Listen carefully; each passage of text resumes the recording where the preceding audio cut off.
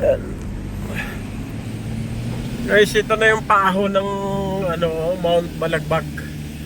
Bali ang nangyari kasi parang naging backup vehicle na lang ako, wala akong sakay. Pero obligado akong umakyat kasi sila boss. Baka mamaya magkaroon ng problema, magkaroon ng issue.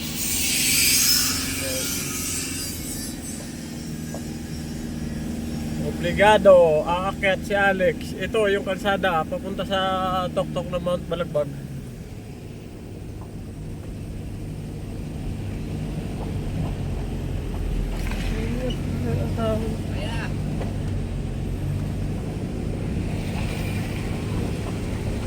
Oy!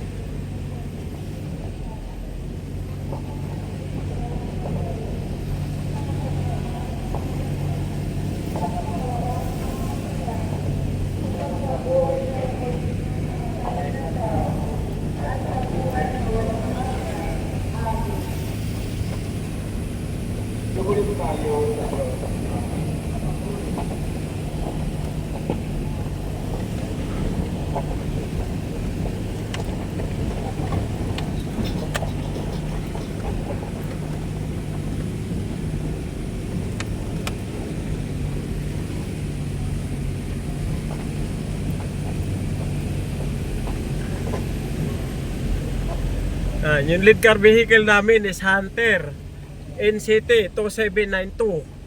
Tapos yung second, si boss po kasi may dala niyan, yung YBR 525. Discovery po yan, Discovery 2. Tapos ako, Hilux yung gamit ko.